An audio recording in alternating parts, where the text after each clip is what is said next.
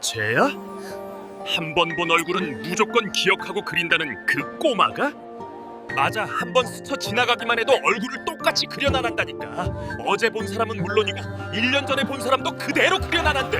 한양 저작거리 사람들은 9살 소년 안희화를 그림 도둑이라 불렀습니다. 단 한 번 본 얼굴을 절대 잊지 않고 종이 위에 되살려내는 무서운 재주. 사람들은 그 아이를 두려워했고 저주받은 손이라 손가락질했습니다. 그 천부적인 재주 속에 2년 전 불타는 집에서 본 한 사람의 얼굴이 숨어 있다는 것을, 그 얼굴이 아버지를 죽인 진짜 역적의 얼굴이라는 것을 아무도 몰랐습니다. 과연 안희화는 자신의 재능으로 아버지의 억울한 죽음의 진실을 밝혀낼 수 있을까요? 조선의 숨은 야담의 이야기가 계속될 수 있도록 구독과 좋아요로 응원의 마음을 보내주세요. 그럼 조선의 숨은 야담 이야기 지금 바로 시작합니다. 한양 종로 뒷골목, 해가 중천에 떴을 무렵이었습니다. 저작거리는 사람들로 붐볐습니다. 쌀을 파는 장수, 나무를 파는 안악, 옹기를 나르는 사내들. 그 한쪽 구석, 누더기 같은 회색 적삼을 입은 9살 소년이 낡은 멍석을 펼치고 앉아 있었습니다. 안희화였습니다. 이화의 옆구리에는 낡은 붓 서너 자루와 거의 바닥난 먹물 항아리가 전부였습니다. 붓대는 여기저기 금이 가 있었고 붓끝은 너덜너덜했습니다. 하지만 이화에게는 그것만으로도 충분했습니다. 붓만 있으면 그림을 그릴 수 있었고 그래야만 오늘 하루를 버틸 수 있었습니다. 저작거리를 오가는 사람들은 이화를 힐끔거리며 쳐다보았습니다. 누군가는 고개를 절레절레 저으며 지나갔고 누군가는 손가락질을 하며 수군거렸습니다. 쌀 장수가 침을 뱉으며 소리쳤습니다. 이 천한 놈, 또 사람 얼굴 훔쳐 그리러 왔구나. 이화는 고개를 숙인 채 대꾸하지 않았습니다. 봉삼 할아버지가 말했습니다. 말대꾸하면 매만 더 맞는다고. 그저 참고 견디라고. 그래서 이화는 참았습니다. 이화에게는 평범한 아이들과 다른 점이 하나 있었습니다. 단 한 번 본 얼굴을 절대 잊지 않는다는 것이었습니다. 길을 스쳐 지나가는 사람, 저작거리에서 물건을 파는 상인, 대궐 앞을 지나가는 양반, 심지어 1년 전 단 한 번 본 사람의 얼굴까지도 이화의 머릿속에는 또렷하게 남아 있었습니다. 눈의 크기, 코의 높이, 입술의 두께, 주름의 깊이, 점의 위치, 모든 것이 한치의 오차 없이 기억되었습니다. 그 중에서도 가장 선명한 기억이 하나 있었습니다. 2년 전 이화가 7살이었을 때의 일이었습니다. 그날 밤은 유난히 추웠습니다. 갑자기 요란한 소리가 들렸습니다. 말발굽 소리, 사람들의 고함, 그리고 비명. 봉삼 할아버지는 급히 이화를 업고 움막 밖으로 뛰어나갔습니다. 멀리 큰 기와집 한 채가 활활 타오르고 있었습니다. 불길이 하늘을 붉게 물들였고 연기가 사방으로 퍼져나갔습니다. 그때 이화는 보았습니다. 불타는 집 앞에 말을 타고 서 있는 한 사람을. 갓을 쓰고 관복을 입은 그 사람의 얼굴은 차갑고 단단했습니다. 입꼬리는 살짝 올라가 있었고 눈빛은 싸늘했습니다. 왼쪽 관자놀이 옆에 작은 흉터가 하나 있었습니다. 그 사람은 불타는 집을 바라보며 고개를 끄덕이더니 말을 돌려 어둠 속으로 사라졌습니다. 이화는 그 얼굴을 잊을 수 없었습니다. 하지만 봉삼 할아버지는 절대 그 일을 입 밖에 내지 말라고, 절대 그 사람의 얼굴을 그리지 말라고 신신당부했습니다. 해가 기울어갈 무렵 한 사내가 이화 앞에 멈춰 섰습니다. 내가 한 번 본 얼굴을 그대로 그린다는 아이냐? 30대쯤 되어 보이는 양반이었습니다. 내 아내를 그려다오. 2달 전에 세상을 떠났는데. 사내는 엽전 연잎을 내밀었습니다.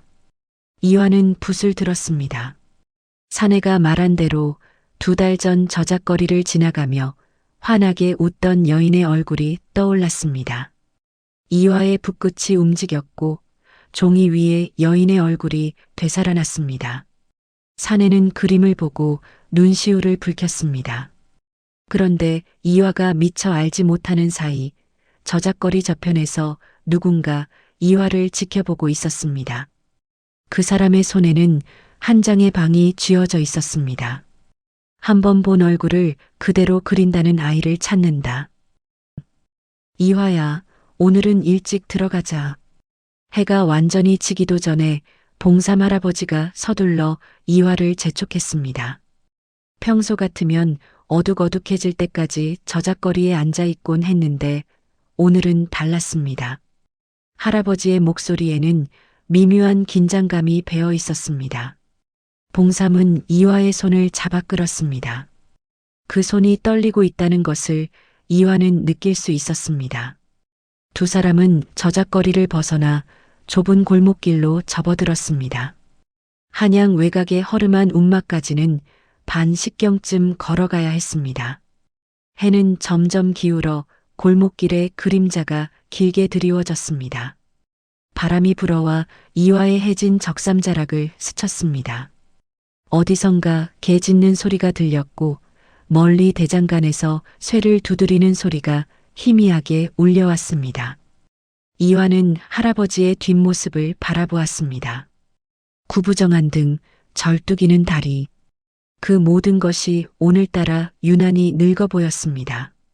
할아버지, 아까 저작거리에서 누군가 저를 계속 쳐다보고 있었어요. 봉삼의 발걸음이 잠시 멈췄습니다. 할아버지는 고개를 돌려 뒤를 돌아보았습니다. 하지만 골목길에는 아무도 없었습니다. 그저 바람만이 먼지를 일으키며 지나갈 뿐이었습니다. 봉삼의 얼굴이 굳어졌습니다. 할아버지는 이화의 손을 더욱 꽉 쥐고 발걸음을 재촉했습니다. 그날 밤 이화는 좀처럼 잠들 수 없었습니다. 움막 안은 어둡고 좁았습니다. 벽 틈새로 차가운 바람이 스며들어 왔고 낡은 멍석 위에 누워도 등이 시렸습니다. 움막 밖에서 들리는 작은 소리에도 가슴이 두근거렸습니다. 바람에 나뭇가지가 부딪히는 소리, 멀리서 들리는 게 짖는 소리, 모든 것이 낯설고 무서웠습니다. 이화는 천장을 올려다보았습니다. 낡은 지프로 엮은 천장 사이로 별빛이 희미하게 새어 들어왔습니다. 왜 사람들은 자신을 그림 도둑이라 부르는 걸까? 왜 자신의 재주를 두려워하는 걸까? 이화는 그저 본 것을 기억할 뿐인데 그게 왜 나쁜 일이 되는 걸까? 새벽녘 이화는 가까스로 잠이 들었습니다. 그리고 꿈을 꾸었습니다. 2년 전 그날 밤의 꿈이었습니다. 불타는 집, 그 앞에 서 있던 차가운 얼굴의 사내, 관자놀이 옆 작은 흉터, 싸늘한 눈빛, 살짝 올라간 입꼬리, 모든 것이 너무나 선명했습니다. 그 사내가 천천히 고개를 돌려 이화를 바라보았습니다. 이화는 비명을 지르며 깨어났습니다. 온몸이 식은땀으로 젖어 있었고 숨이 가빠왔습니다. 봉삼 할아버지가 깜짝 놀라 이화를 안아주었습니다. 할아버지의 손은 거칠고 투박했지만 따뜻했습니다. 며칠 후 이화는 다시 저작거리로 나갔습니다. 먹고 살기 위해서는 그림을 그려야 했고 그림을 그리려면 저작거리로 나가야 했습니다. 굶주림은 두려움보다 강했습니다. 저작거리에는 여느 때와 다름없이 사람들이 붐볐습니다. 이화는 멍석을 펼치고 앉아 손님을 기다렸습니다. 그런데 이상했습니다. 오늘따라 사람들이 이화를 멀리서만 쳐다볼 뿐 아무도 가까이 다가오지 않았습니다. 사람들은 수군거렸고 이화를 가리키며 고개를 저었습니다. 해가 중천에 올랐지만 손님은 오지 않았습니다. 이화의 손에 쥔 붓은 쓸모가 없었고 먹물 항아리는 그대로 굳어갔습니다. 그때였습니다. 저작거리 입구 쪽에서 말발굽 소리가 들렸습니다. 사람들이 길을 비키며 웅성거렸습니다. 이화는 고개를 들어 그쪽을 바라보았습니다. 말 위에 탄 사람은 포도청 나졸이었습니다. 나졸이 이화를 향해 손가락을 들어 가리켰습니다. 저작거리의 모든 소음이 멈춘 것 같았습니다. 이화의 심장이 미친 듯이 뛰었습니다. 저 아이다. 한 번 본 얼굴을 그대로 그린다는 그 아이. 이화는 자리에서 일어나려 했습니다.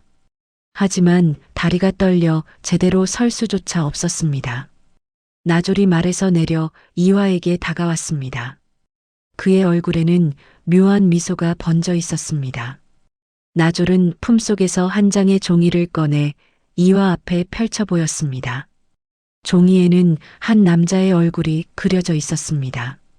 50대쯤 되어 보이는 양반이었습니다. 눈썹이 짙고 수염이 길었으며 이마에 깊은 주름이 패여 있었습니다. 이화는 그 얼굴을 본 기억이 없었습니다. 고개를 저었습니다. 나졸의 눈빛이 날카로워졌습니다.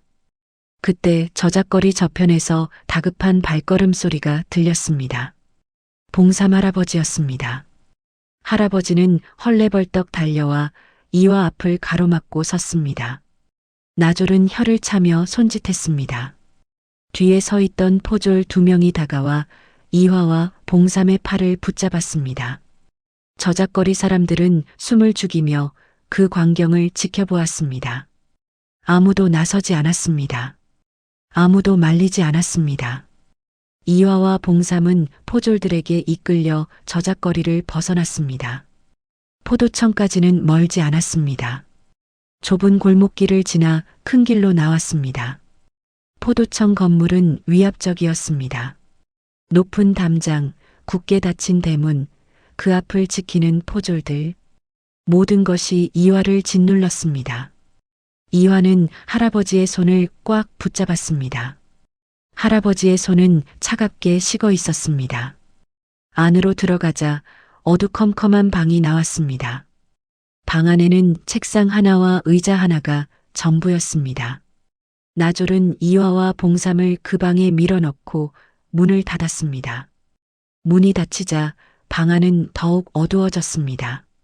작은 창문 하나로 빛이 새어 들어왔지만 그것만으로는 방 안을 밝히기에 부족했습니다. 이화는 구석에 웅크리고 앉았습니다. 봉삼 할아버지가 옆에 다가와 앉았습니다. 할아버지의 숨소리가 거칠었습니다. 오랜 시간 침묵이 흘렀습니다. 창문 틈새로 들어오는 빛이 조금씩 움직였습니다. 해가 기울고 있었습니다. 봉삼의 눈가에 눈물이 맺혔습니다.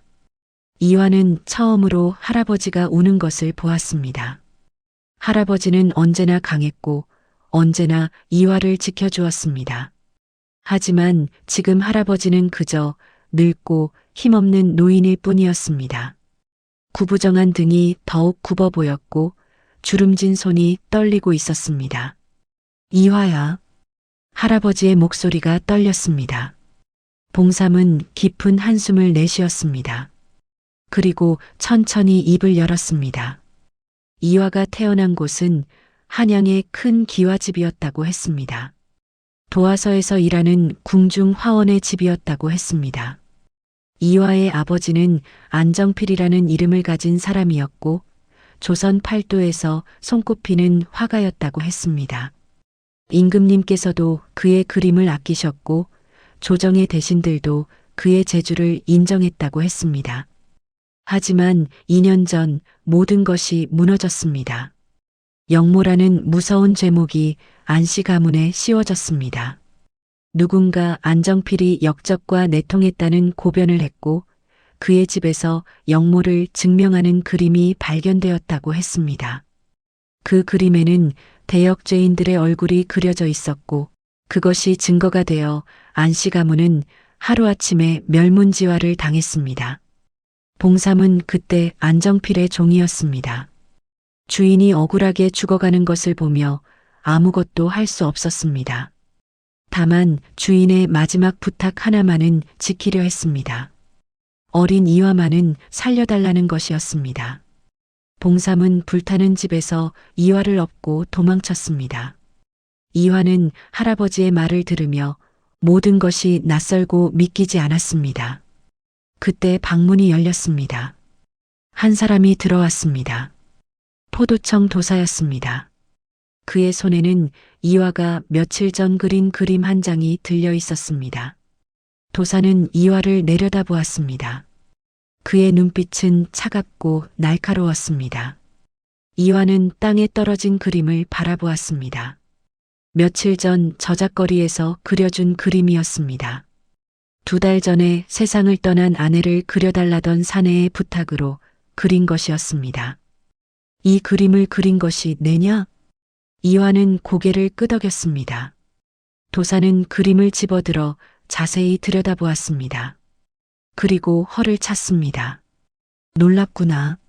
이 여인은 3달 전에 죽었다. 그런데 내가 단 한 번 본 것만으로 이렇게 정확히 그려내다니. 도사는 그림을 내려놓고 이화에게 다가왔습니다. 그의 발걸음 소리가 방 안에 울려 퍼졌습니다. 이화는 몸을 움츠렸습니다. 너는 위험한 재주를 가졌다. 한 번 본 얼굴을 절대 잊지 않는다는 것. 그것은 누군가에게는 축복이지만 누군가에게는 저주가 될 수 있다. 도사는 품속에서 또 다른 종이를 꺼냈습니다.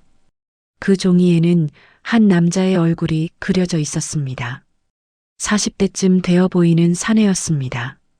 차가운 얼굴에 싸늘한 눈빛, 그리고 왼쪽 관자놀이 옆에 작은 흉터가 있었습니다. 이 사람을 본 적이 있느냐? 이화는 그림을 자세히 들여다보았습니다. 가슴이 철렁 내려앉았습니다. 이 얼굴, 이화는 알고 있었습니다. 2년 전 불타는 집 앞에 서 있던 그 사람이었습니다. 하지만 이화는 고개를 저었습니다. 봉삼 할아버지가 신신당부했습니다. 절대 그 사람의 얼굴을 그리지 말라고, 절대 본 적 있다고 말하지 말라고. 도사의 눈빛이 더욱 날카로워졌습니다. 그는 이화의 턱을 붙잡아 자신을 바라보게 했습니다. 정말이냐? 이 사람은 3달 전 한양에 있었다. 저작거리를 돌아다녔고 수많은 사람들을 만났다. 내가 저작거리에 앉아 있었다면 분명 한 번쯤은 봤을 것이다. 이화는 고개를 저었습니다. 하지만 손이 떨렸습니다. 도사는 이화의 턱을 놓았습니다. 그리고 뒤로 물러섰습니다. 잠시 침묵이 흘렀습니다. 이 사람은 역적이다. 3달 전 역모를 꾸미다 도망쳤다. 우리는 이자를 찾고 있다. 도사는 다시 이화를 돌아보았습니다. 만약 내가 이 사람을 본 적이 있다면, 그리고 그 얼굴을 기억한다면 너는 조정에 큰 공을 세우는 것이다. 하지만 만약 내가 거짓말을 한다면. 도사는 말을 끝내지 않았습니다. 하지만 그 의미는 분명했습니다. 봉삼 할아버지가 앞으로 나섰습니다. 나리, 이 아이는 정말 모릅니다. 도사는 봉삼을 힐끗 쳐다보았습니다. 그리고 다시 이화에게로 시선을 돌렸습니다. 오랜 침묵 끝에 도사는 한숨을 내쉬었습니다. 좋다. 오늘은 이만 돌아가거라. 하지만 명심해라. 만약 내가 이 사람을 보게 된다면 즉시 포도청으로 알려야 한다. 이화는 고개를 끄덕였습니다. 도사는 손짓으로 나가라고 했습니다. 이화와 봉삼은 포도청을 빠져나왔습니다. 해는 이미 서쪽으로 기울어 있었습니다. 두 사람은 말없이 저작거리를 지나 움막으로 향했습니다. 그날 밤 이화는 잠들지 못했습니다. 도사가 보여준 그림 속 남자의 얼굴이 자꾸만 떠올랐습니다. 2년 전 불타는 집 앞에서 본 바로 그 사람. 관자놀이 옆 흉터까지 똑같았습니다. 그렇게 며칠이 지나고 이화는 다시 저작거리로 나갔습니다. 하지만 예전과는 달랐습니다. 사람들의 시선이 더욱 차갑게 느껴졌고 누구도 이화에게 그림을 부탁하지 않았습니다. 포도청에 끌려갔다는 소문이 퍼진 것이었습니다. 이화는 멍석 위에 앉아 하루 종일 기다렸지만 손님은 오지 않았습니다. 해가 기울 무렵 봉삼 할아버지가 다가왔습니다. 할아버지의 손에는 낡은 보따리 하나가 들려 있었습니다. 이화야, 우리 이제 한양을 떠나야 할 것 같구나. 할아버지의 목소리는 무거웠습니다. 봉삼은 이화 옆에 앉았습니다. 할아버지는 보따리를 풀었습니다. 그 안에는 낡은 옷가지 몇 벌과 조그만 주머니 하나가 들어 있었습니다. 할아버지는 그 주머니를 꺼내 이화에게 건넸습니다. 이것은 내 아버지께서 마지막으로 남기신 것이다. 이화는 떨리는 손으로 주머니를 받았습니다. 주머니는 낡고 해졌지만 정성스럽게 꿰매진 흔적이 남아 있었습니다. 이화는 주머니를 열었습니다. 안에는 붓 한 자루가 들어 있었습니다. 그 붓은 이화가 지금까지 본 어떤 붓보다 아름다웠습니다. 붓대는 검은 옥으로 만들어졌고 붓끝은 부드럽고 고왔습니다. 이화는 붓을 손에 쥐었습니다. 묘한 느낌이 들었습니다. 마치 누군가의 손길이 느껴지는 것 같았습니다. 내 아버지는 이 붓으로 그림을 그리셨다. 임금님께 바치는 그림도 대신들에게 주는 그림도 모두 이 붓으로 그리셨지. 봉삼의 목소리가 떨렸습니다. 2년 전 그날 밤 내 아버지께서 불타는 집에서 나를 부르셨다. 그리고 이 붓과 너를 내게 맡기셨다. 이화만은 살려달라고, 이 붓만은 지켜달라고. 이화는 붓을 가슴에 안았습니다. 아버지의 체온이 아직 남아있는 것만 같았습니다. 눈물이 주르르 흘러내렸습니다. 그날 밤 이화는 아버지의 붓을 들고 그림을 그려보았습니다. 움막 안은 어두웠지만 달빛이 창문 틈새로 새어들어와 희미한 빛을 만들었습니다. 이화는 봉삼 할아버지가 주워온 종이 한 장을 펼쳤습니다. 붓에 먹을 적셨습니다. 그리고 종이 위에 선을 그었습니다. 놀라웠습니다. 붓끝이 종이 위를 미끄러지듯 움직였고 선은 부드럽고 정확했습니다. 이화는 계속해서 선을 그어 나갔습니다. 무엇을 그릴까 생각하다가 이화는 문득 2년 전 그날 밤이 떠올랐습니다. 불타는 집, 그 앞에 서 있던 사람. 이화의 손이 저절로 움직였습니다. 붓끝에서 한 사람의 얼굴이 되살아났습니다. 갓을 쓰고 관복을 입은 사내, 차갑고 단단한 얼굴, 살짝 올라간 입꼬리, 싸늘한 눈빛, 그리고 왼쪽 관자놀이 옆에 작은 흉터. 이화는 그림을 멈추고 종이를 들어 자세히 들여다보았습니다. 달빛 아래에서도 그 얼굴은 또렷했습니다. 이화는 갑자기 가슴이 철렁 내려앉았습니다. 이 얼굴, 며칠 전 포도청 도사가 보여준 그림 속 얼굴과 똑같았습니다. 도사가 찾고 있던 역적.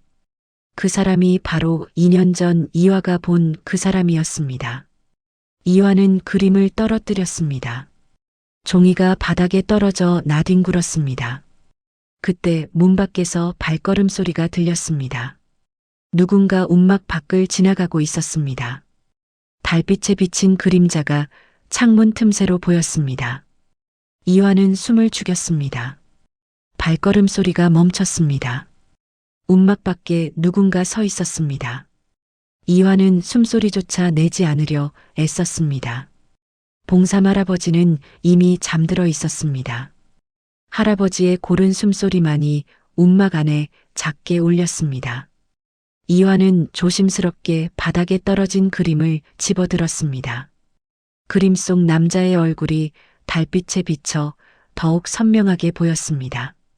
차가운 눈빛, 관자놀이 옆 흉터, 살짝 올라간 입꼬리. 모든 것이 너무나 또렷했습니다. 움막 밖에서 다시 발걸음 소리가 들렸습니다. 이번에는 더 가까웠습니다. 누군가 움막 주위를 천천히 걷고 있었습니다. 마치 안을 살피는 것 같았습니다. 이화는 그림을 품속에 숨겼습니다. 손이 떨렸고 심장이 미친 듯이 뛰었습니다. 얼마나 시간이 흘렀을까? 발걸음 소리가 점점 멀어졌습니다. 그리고 마침내 사라졌습니다. 이화는 그제야 크게 숨을 내쉬었습니다. 온몸이 식은땀으로 젖어 있었습니다.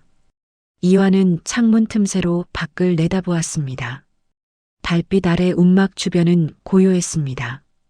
아무도 보이지 않았습니다. 하지만 이화는 알 수 있었습니다. 누군가 이곳에 왔었다는 것을, 누군가 자신을 찾고 있었다는 것을.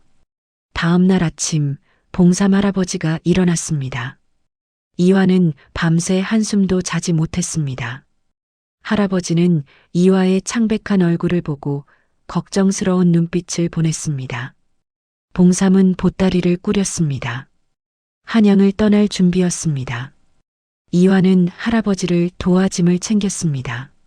얼마 되지 않았습니다. 낡은 옷가지 몇 벌, 붓 몇 자루, 먹물 항아리. 그게 전부였습니다. 해가 중천에 떴을 무렵 두 사람은 움막을 나섰습니다. 한양을 떠나 남쪽으로 내려갈 생각이었습니다. 어디든 이화의 재주를 아는 사람이 없는 곳으로 가야 했습니다. 하지만 움막에서 몇 걸음 가지 못해 두 사람은 멈춰 섰습니다. 앞에 누군가 서 있었습니다. 30대쯤 되어 보이는 사내였습니다. 평범한 옷차림이었지만 눈빛만큼은 날카로웠습니다. 어디 가시오? 사내의 목소리는 낮고 차분했습니다. 봉삼이 이화를 뒤로 숨겼습니다. 그냥 친척집에 다녀오려 합니다. 사내는 미소를 지었습니다. 하지만 그 미소는 따뜻하지 않았습니다. 거짓말 마시오. 당신들이 한양을 떠나려 한다는 것쯤은 알고 있어. 봉삼의 얼굴이 굳었습니다. 사내는 한 걸음 다가왔습니다. 나는 사원부 지평 윤태서요. 포도청에서 당신들 이야기를 들었소. 한 번 본 얼굴을 절대 잊지 않는 아이. 그 아이가 필요하오. 윤태서는 품속에서 한 장의 종이를 꺼냈습니다. 그리고 이화에게 건넸습니다. 이 사람을 아느냐? 이화는 종이를 받아들었습니다. 그리고 눈이 커졌습니다. 종이에 그려진 얼굴은 바로 어젯밤 이화가 그렸던 그 사람이었습니다. 이화는 종이를 떨리는 손으로 쥐고 있었습니다. 그림 속 남자의 얼굴은 어젯밤 이화가 그린 것과 똑같았습니다. 차가운 눈빛, 관자놀이 옆 흉터, 살짝 올라간 입꼬리. 모든 것이 일치했습니다. 윤태서는 이화의 표정을 자세히 살폈습니다. 그의 눈빛에는 묘한 기대감이 서려 있었습니다. 본 적이 있는 얼굴이냐? 이화는 대답하지 못했습니다.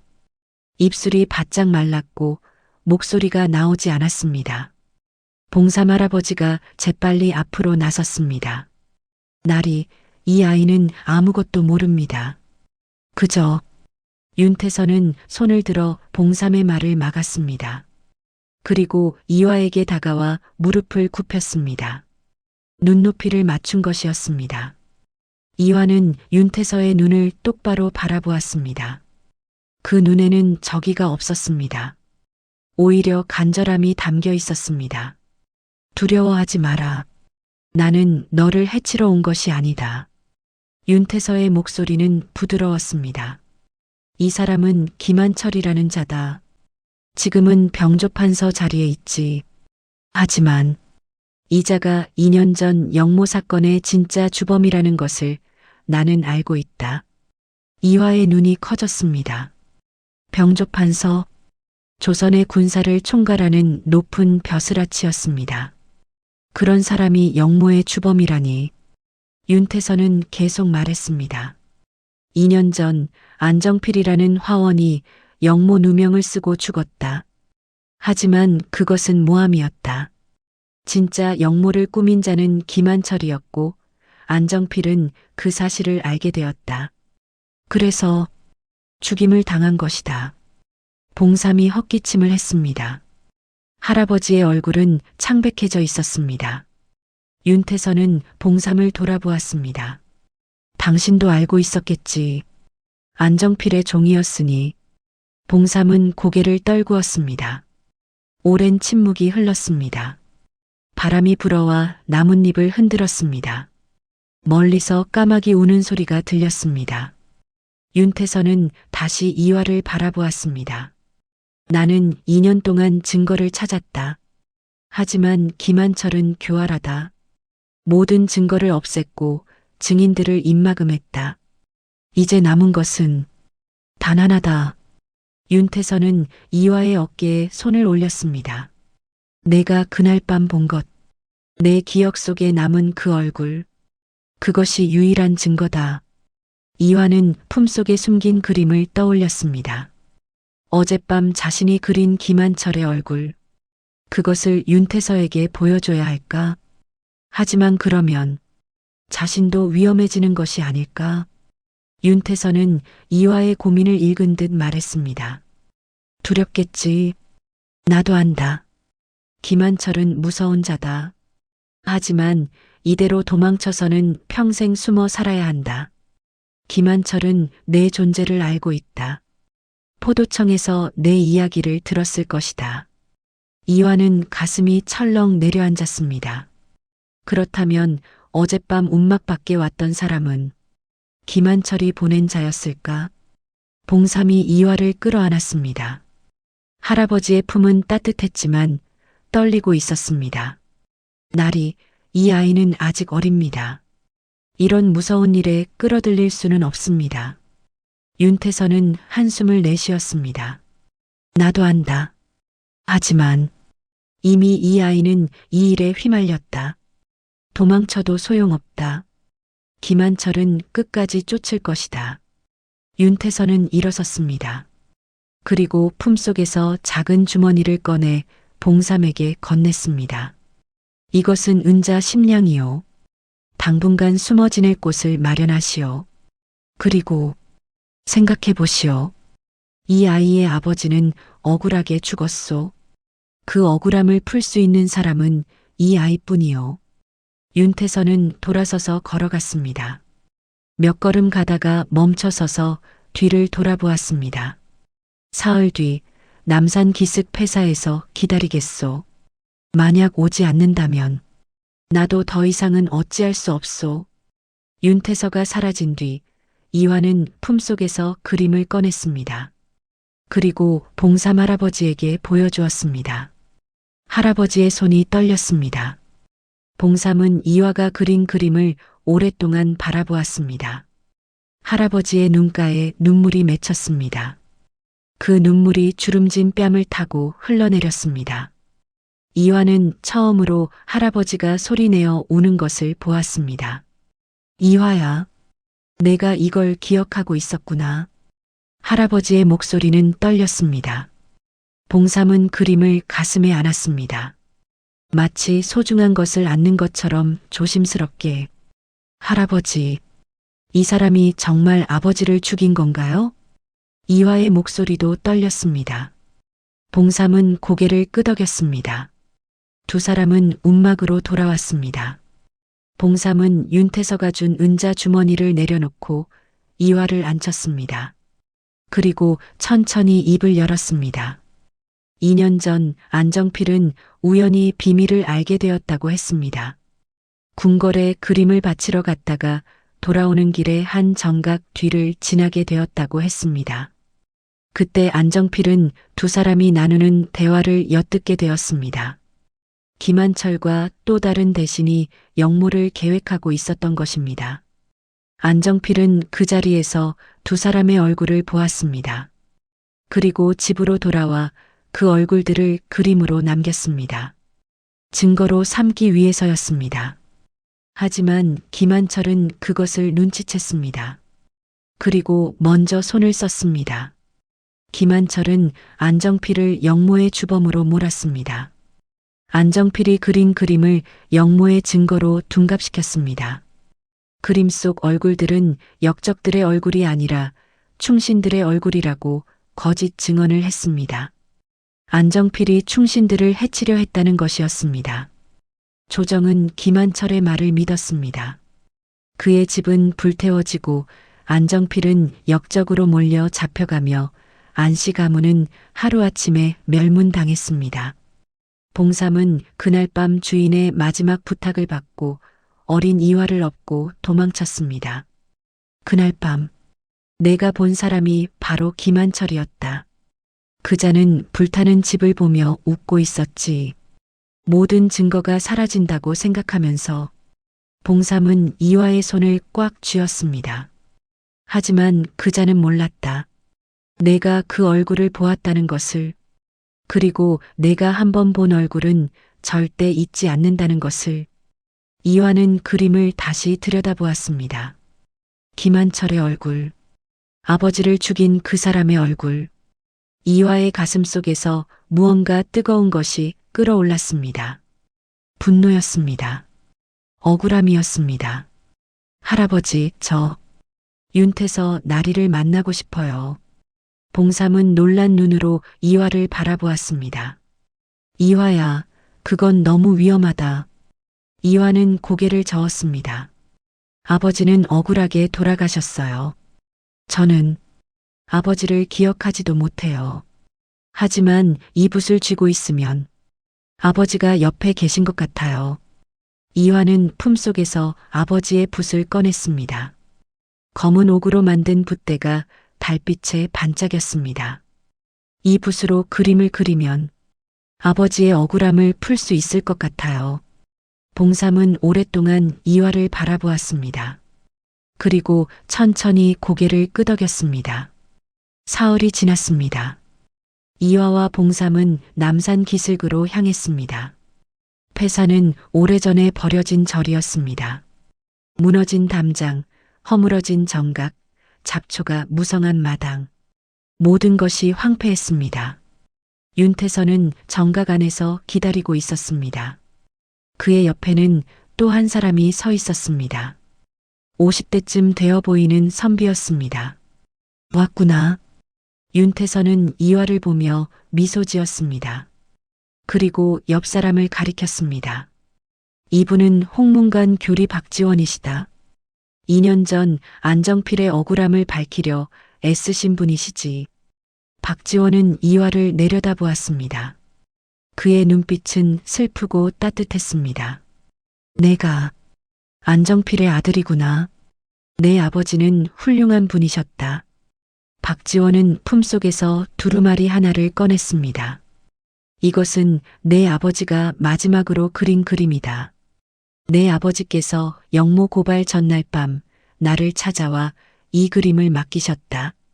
만약의 경우를 대비해서였지. 박지원은 두루마리를 조심스럽게 펼쳤습니다. 이화는 숨을 멈췄습니다. 그림 속에는 궁궐한 어느 정각의 밤 풍경이 그려져 있었습니다. 달빛 아래 두 사람의 뒷모습이 보였습니다. 한 사람은 김한철이었고 다른 한 사람은 이화가 본 적 없는 얼굴이었습니다. 이것이 내 아버지께서 목숨을 걸고 남긴 증거다. 박지원의 목소리는 무거웠습니다. 이 그림 속 또 다른 사람은 당시 의금부 도사였던 자다. 지금은 이미 죽었지. 김한철이 입막음한 것이다. 이화는 그림을 자세히 들여다보았습니다. 아버지의 붓끝에서 탄생한 그림이었습니다. 섬세한 선, 정교한 명암, 살아 숨쉬는 듯한 풍경. 이화는 아버지의 솜씨에 감탄했습니다. 윤태서가 말했습니다. 이 그림만으로는 부족하다.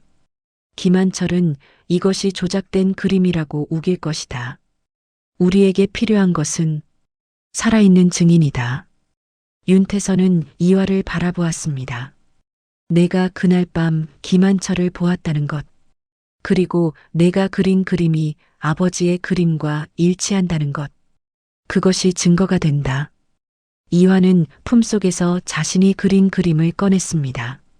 그리고 아버지의 그림 옆에 나란히 놓았습니다. 두 그림 속 김한철의 얼굴은 똑같았습니다. 관자놀이 옆 흉터까지 일치했습니다. 박지원이 감탄하며 말했습니다. 놀랍구나. 내 아버지의 재능이 내게 그대로 전해진 것이로구나. 봉삼이 앞으로 나섰습니다. 나리들, 이 아이를 어찌하시려는 겁니까? 조정에 세우시려는 겁니까? 윤태서는 고개를 끄덕였습니다.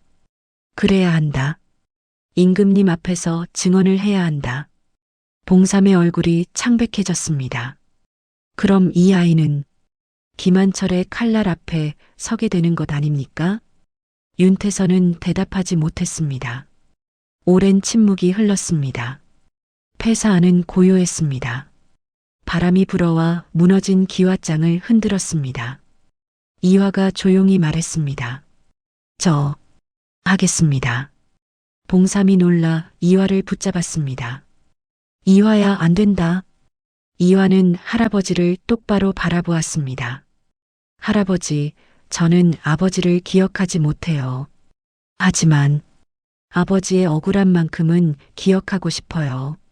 그리고 풀어드리고 싶어요. 이화의 눈에는 눈물이 맺혀 있었습니다. 하지만 목소리는 떨리지 않았습니다. 저는 아버지의 아들입니다. 아버지처럼 붓을 들 수 있고 아버지처럼 진실을 그릴 수 있습니다. 윤태서와 박지원은 이화를 바라보았습니다. 9살 소년의 작은 어깨에서 흔들리지 않는 의지를 보았습니다. 며칠 후 윤태서는 조정에 상소를 올렸습니다. 2년 전 안정필의 영모 사건을 재조사해야 한다는 내용이었습니다. 새로운 증거와 증인이 있다고 했습니다. 조정은 발칵 뒤집혔습니다. 김한철은 즉시 반대 상소를 올렸습니다. 이미 끝난 일을 다시 들춰내는 것은 나라를 어지럽히는 일이라고 했습니다. 하지만 임금은 윤태서의 상소를 받아들였습니다. 재조사를 명했습니다. 사흘 뒤 대궐뜰에서 국문이 열렸습니다. 임금이 직접 참석했고 조정의 대신들이 모두 모였습니다. 김한철도 그곳에 있었습니다. 이화는 봉삼 할아버지의 손을 꽉 잡고 대궐뜰에 섰습니다. 수많은 사람들이 이화를 내려다보았습니다. 이화의 다리가 떨렸습니다. 하지만 품속에 든 아버지의 붓을 만지자 용기가 생겼습니다. 임금이 입을 열었습니다. 저 아이가 증인이냐? 윤태서가 앞으로 나서며 대답했습니다. 그렇습니다, 전하. 이 아이는 안정필의 아들 안희화입니다. 2년 전 그날 밤 이 아이가 모든 것을 보았습니다. 김한철의 얼굴이 굳어졌습니다. 그의 눈빛이 이화를 향했습니다. 차갑고 날카로운 눈빛이었습니다. 임금 앞에 종이와 먹이 준비되었습니다. 윤태서가 이화에게 말했습니다. 이화야, 내가 2년 전 그날 밤 본 사람의 얼굴을 그려라. 모두가 보는 앞에서. 이화는 떨리는 손으로 아버지의 붓을 꺼냈습니다. 검은 옥으로 만든 붓대가 햇빛에 반짝였습니다. 조정의 대신들이 웅성거렸습니다. 누군가 속삭였습니다. 저것은 안정필이 쓰던 붓이 아니냐? 이화는 붓에 먹을 적셨습니다. 그리고 종이 앞에 섰습니다. 수많은 시선이 이화를 향했지만 이화는 그것들을 잊으려 애썼습니다. 눈을 감았습니다. 2년 전 그날 밤이 떠올랐습니다. 불타는 집, 붉은 불길, 그 앞에 말을 타고 서 있던 사람, 차가운 얼굴, 싸늘한 눈빛, 관자놀이 옆 작은 흉터, 살짝 올라간 입꼬리. 이화는 눈을 뜨고 붓을 들었습니다. 붓끝이 종이 위를 미끄러졌습니다. 한 획, 두 획, 세 획. 이화의 손은 더 이상 떨리지 않았습니다. 아버지의 붓이 이화의 손을 이끄는 것 같았습니다. 붓을 쥔 손에서 따뜻함이 느껴졌습니다. 마치 누군가 이화의 손을 감싸고 있는 것 같았습니다. 얼굴에 윤곽이 나타났습니다. 눈, 코, 입이 그려졌습니다. 그리고 마지막으로 관자놀이 옆 작은 흉터. 이화는 붓을 내려놓았습니다. 대궐뜰이 조용해졌습니다. 바람 한 점 없이 고요했습니다. 모든 사람들이 그림을 바라보았습니다. 그리고 천천히 고개를 돌려 김한철을 보았습니다. 그림 속 얼굴과 김한철의 얼굴이 똑같았습니다. 흉터의 위치까지 정확히 일치했습니다. 김한철이 벌떡 일어섰습니다. 그의 얼굴은 창백했고 이마에는 식은땀이 맺혀 있었습니다. 전하, 이것은 조작입니다. 저 아이는 겨우 9살입니다. 윤태서가 침착하게 말했습니다. 그렇다면 이것은 어찌 설명하시겠습니까? 박지원이 앞으로 나와 안정필의 마지막 그림을 펼쳤습니다. 그림 속 김한철의 얼굴과 이화가 방금 그린 얼굴이 나란히 놓였습니다. 두 그림은 똑같았습니다. 조정의 대신들이 숨을 죽였습니다. 이것은 안정필이 2년 전에 그린 그림입니다. 그리고 이것은 그의 아들이 오늘 그린 그림입니다. 아버지와 아들, 2년의 시간을 두고 같은 얼굴을 그렸습니다. 임금이 두 그림을 번갈아 보았습니다. 오랜 침묵이 흘렀습니다. 임금의 얼굴에는 복잡한 감정이 스쳐 지나갔습니다. 김한철, 그대는 2년 전 안정필의 집이 불타던 그날 밤 그곳에 있었느냐? 김한철은 대답하지 못했습니다. 입술만 파르르 떨렸습니다. 봉삼이 앞으로 나섰습니다. 전하, 소인은 안정필의 종이었습니다. 그날 밤 소인은 이 아이를 업고 도망치며 보았습니다. 저자가 불타는 집 앞에 서서 고개를 끄덕이던 것을 김한철이 소리쳤습니다. 거짓말입니다. 하지만 임금의 눈빛은 이미 차갑게 식어 있었습니다. 임금은 손을 들었습니다. 김한철을 잡아라. 포졸들이 김한철에게 다가갔습니다. 김한철은 끌려가면서도 소리쳤지만 아무도 그의 말을 듣지 않았습니다. 이화는 그 모습을 조용히 바라보았습니다. 가슴속에서 뜨거운 것이 천천히 식어가는 것을 느꼈습니다. 석 달이 흘렀습니다. 김한철은 국문 끝에 모든 죄를 인정했습니다. 안정필의 누명은 벗겨졌고 안씨 가문은 복권되었습니다. 조정에서는 이화에게 도화서에 들어오라는 명이 내려졌습니다. 하지만 이화는 궁궐보다 저작거리가 더 좋았습니다. 윤태서와 박지원은 이화의 뜻을 임금께 아뢰었고 임금은 웃으며 허락했습니다. 그 아이는 아버지를 닮았구나. 안정필도 저작거리 사람들의 얼굴 그리기를 좋아했지. 봄이 왔습니다. 이화는 여전히 저작거리에 앉아 그림을 그리고 있었습니다. 하지만 이제는 아무도 이화를 그림 도둑이라 부르지 않았습니다. 사람들은 이화를 작은 화원이라 불렀고 때로는 안도령이라 부르기도 했습니다. 이화 옆에는 언제나 봉삼 할아버지가 앉아 있었습니다. 할아버지의 얼굴에는 평화로운 미소가 번져 있었습니다. 이화는 오늘도 붓을 들었습니다. 저작거리를 지나가는 사람들, 물건을 파는 상인들, 아이들을 업은 아낙네들, 모두의 얼굴을 그렸습니다. 해가 기울 무렵 이화는 할아버지의 얼굴을 그렸습니다. 주름진 얼굴, 따뜻한 눈빛, 환한 미소, 모든 것을 정성스럽게 담았습니다. 할아버지, 이 그림은 제가 간직할게요. 봉삼은 이화가 그린 자신의 얼굴을 한참 바라보았습니다. 그리고 이화의 머리를 쓰다듬었습니다. 이화야, 내 아버지께서 마지막으로 하신 말씀을 이제야 전해주마.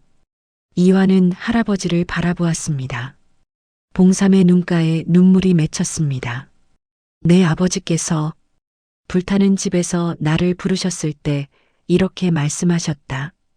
이화가 언젠가 붓을 들거든 그 붓으로 증오를 그리지 말고 사랑을 그리라고, 복수를 그리지 말고 기억을 그리라고.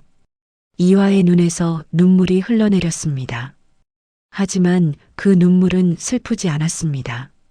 내 아버지는 알고 계셨다. 내가 언젠가 진실을 밝힐 것이라는 것을. 하지만 그것보다 더 중요한 것은 내가 이 붓으로 사람들을 기억하고 사랑하는 것이라고 하셨지. 이화는 아버지의 붓을 가슴에 안았습니다. 붓대에서 따뜻함이 느껴졌습니다. 그날 저녁 이화는 그림 한 장을 그렸습니다. 불타는 집이 아니었습니다. 복수도 아니었습니다. 이화가 그린 것은 환하게 웃고 있는 아버지의 얼굴이었습니다. 아버지, 제가 아버지의 억울함을 풀었습니다. 이제 제 붓은 사람들을 기억하는 데 쓰겠습니다. 저작거리에 저녁 노을이 물들었습니다. 이화는 붓을 내려놓고 하늘을 올려다보았습니다. 맑은 하늘 위로 구름이 천천히 흘러갔습니다. 이화는 그 구름 너머 어딘가에서 아버지가 환하게 웃고 있을 것만 같았습니다. 한 번 본 얼굴을 절대 잊지 않는 아이. 사람들이 그림 도둑이라 부르던 아이. 그 아이는 이제 알았습니다. 자신의 재능은 저주가 아니라 축복이었다는 것을, 사랑하는 사람들을 영원히 기억할 수 있는 선물이었다는 것을. 구독과 좋아요는 저에게 큰 힘이 됩니다. 다음 이야기로 또 찾아뵙겠습니다. 감사합니다.